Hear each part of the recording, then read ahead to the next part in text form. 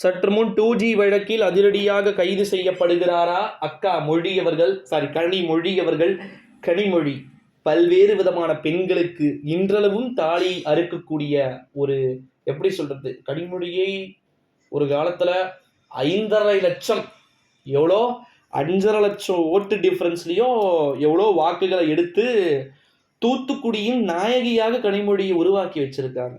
இப்பயும் இந்த முறையும் தூத்துக்குடி தொகுதி கனிமொழியுடைய பெயருக்கு பட்டா போட்டு வைத்துக் கொள்ள வேண்டியதுதான். அதில் எந்த விதமான இதுவுமே கிடையாது. அப்ப ஏன் ப்ரோ அப்படின்னா, கனிமொழி ரொம்ப ரொம்ப மிக முக்கியமான ஒரு நம்ம ஃபியூச்சர் டிஎம்கேங்களா இவங்க. கனிமொழி, அப்புறமா பார்த்தீங்கன்னா டிஆர்பி ராஜா, உதயநிதி ஸ்டாலின், வாழையடி வாழையாக அப்படின்னு சொல்லுவாங்க பார்த்தீங்களா. ஒரு வாழை மரம் வெட்டினாலும் இன்னொன்று துளிர்க்கும். அதே போல வாழையடி வாழையாக இவர்கள் எல்லாம் பார்த்தீங்கன்னா குடும்ப ஆட்சி செய்து கொண்டிருக்கிறார்கள் என்று சொல்லப்படுவதற்கான காரணம் இதுதான்.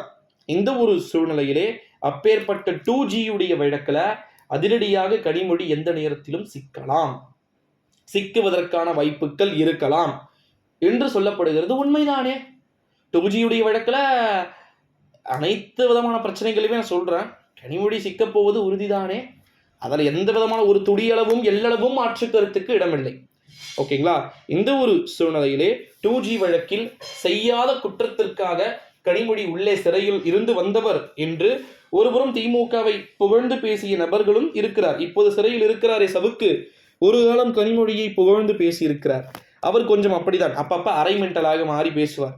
இந்த ஒரு சூழ்நிலையிலே உண்மையிலேயே திமுகவின் மீது அடுத்த கட்ட நடவடிக்கைகளையும் ஆக்டிவிட்டிஸ் பண்ண நிறைய சேஞ்சஸ் இருக்கு அப்படின்னு சொல்லிட்டு தகவல்கள் என்பது வெளியாகிக்கிட்டு இருக்கக்கூடிய ஒரு வேளையிலே 2Gயுடைய வழக்கில் அதிரடியாக கனிமொழி அவர்கள் கைது செய்யப்பட வாய்ப்பு இருக்கு அப்படின்ற மாதிரி தகவல்கள் வெளியாகிருக்கு. அது நம்ம எதிர்பார்த்தது தான். ஓகேங்களா? கனிமொழி என்ற ஒரு ஒற்றை பெண்மணி நிச்சயமாக இந்த இயக்கத்தை எந்த அளவிற்கு வளர்த்திருக்கிறார் என்பது தெரியும். கனிமொழியால கட்சி வளர்ந்தும் இருக்கிறது. ஓகேங்களா? அத்தை அத்தை அத்தை அத்தை என்று கனிமொழி அவர்களை உதயநிதி ஸ்டாலின் அவர்கள் பேசினாலும் கடுமையான வன்மங்கள் என்பது இருக்கத்தான் செய்கிறது.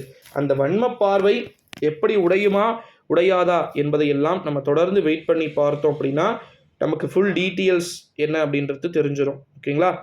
ஸோ 2Gயுடைய வழக்கில் அதிரடியாக கைது செய்யப்படுவாரா கனிமொழி அப்படின்றதெல்லாம் $1 மில்லியன் கேள்வியாகவே இன்னும் தொடர்ந்து கொண்டிருந்தாலும் வாய்ப்புகள் உருவாக்கக்கூடிய கட்சி பிஜேபி என்பதனால் நிச்சயமாக வரலாறுகள் கனிமொழியை சிறையில் வைக்கக்கூடும் என்று எதிர்பார்க்கிறேன். ஸோ வெயிட் பண்ணி பார்க்கலாம் நண்பர்களே.